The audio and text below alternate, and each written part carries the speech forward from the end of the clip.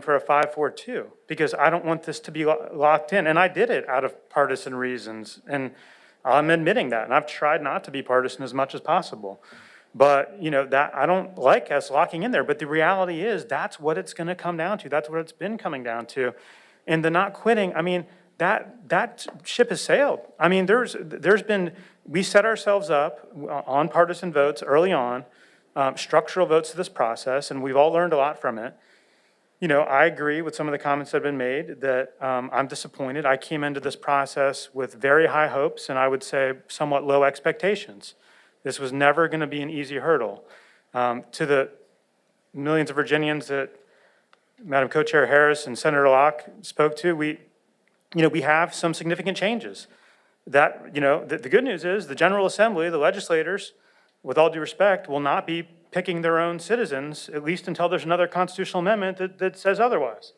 So even though this amendment is deeply flawed and was an effort, we'll see what the court does. We have no idea. None of us know. We had an opportunity to, so to speak, settle and reach agreement. Now we're sending it to the jury. That happens to the Supreme Court of Virginia. But, also passing bad maps that we don't agree with, that is not a victory, right? And if we can't do it because of the structure and the partisanship that we have and we weren't able to overcome, so I don't have a lot of hope that there's going to be some miracle that we haven't had in the months that we've been doing this that makes Monday worthwhile. Though, if we see that kind of movement, I will be here if needed. Madam Chair. Delegate Adams, Delegate McQuinn, and then Mr. Abrenio. And I just want to, weigh in here a little bit with these comments. And there's a lot of good points that have been made about the effectiveness of doing this or that. But I have to say, the maps that we have worked through, when you look at them, they are clearly compact, contiguous for the most part. Okay? And so there have been significant overlap in a lot of the work that's been done. And each of the members of this commission are in some way political appointees. And so, they are, when we say, well, the commission has failed, the commission has done this, we are the commission. Okay, we're not speaking of it in sort of a third person. So we should all, I take accountability for my votes. I take accountability for the perspective that I bring. But everyone else has as well. And, I think it's a disservice to work that's been done to just say, well, they're all bad maps. They're all bad maps. They haven't been all bad maps. And I think that I think that the work that's been done has been productive in a lot of ways. And if it can't be agreed right at the very end, that's regrettable. But we shouldn't disparage the entire process, and certainly, as has been mentioned before, disparaging the motives or perspectives of other members on the commission as if we all don't have our own political perspective. Clearly we do. And I just think that needed to be said here as we come down to the wire. Delegate McQuinn. Thank you, Madam Chair. Madam Chair and commissioners, I guess, Joe was saying just a few moments ago about looking in the mirror, and that indeed we need to do as we go back to our various places of residence and communities. But I also think that before we look in the mirror, we need to look at the demographics. We need to look at the population growth in this Commonwealth, and then give consideration to what you would consider fair. What is the right thing to do? The citizens decided to move in this direction because what they have looked at over the years and said, not only, and I think it was enough, enough blame to go around on both sides of the aisle to say that you didn't do it right, you didn't get it right. And we want to bring about a transition so that, the way things are done so that, it would be a much better, a much appropriate, and a much more engaged opportunity with citizens involved and those of us who are a part of a commission to be involved to help bring about the changes that they're looking for. I'm not going to ever consider anything a complete failure, but I do consider it a situation where, there is a way. There was a way if we walk away and do nothing. The problem was that it wasn't the will.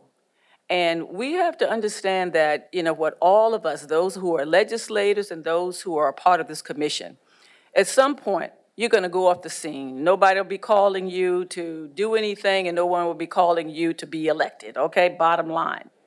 But what kind of legacy do we want to leave generations that would come? And I'm hoping that we want to leave a legacy that said, you know what, there was a way, and we found the will to get it accomplished. And I'm not trying to, speak in a way that, I hope that someone, well, not trying to speak in a way, I guess from a perspective that, a sermon. That's not what I'm trying to do. But I'm trying to say that we have got to do better than we have done to this point. I mean, I thought that the congressional maps would be, I didn't think it would be a walk in the park, but I certainly thought it would be much easier to get there than we would have in terms of the Senate and the House maps. But to know and to see where we are, and it appeared that we have not gotten much further than we did with the House and Senate. You know what? It is such a disappointment. I just say again, there's a way. You know what? You've got to find a will, and these positions, whether it's Democrat or Republican or Independent, none of them are promised because we don't know what's going to happen in the future. But what we do know, this is where we are now. The demographics have changed. The populations have changed. And so just be fair, not just to some of the people, but be fair to all of the citizens of the Commonwealth. And I think that's what is the bottom line. We propose things, we propose maps, others have proposed, but, what Marcus have shared, and I think Barker have certainly shared today, is something that we ought to give strong consideration to, and then look at the numbers and say, does this work? Does this appear to be a fair way of accomplishing what we were sent to accomplish? And then, you know what?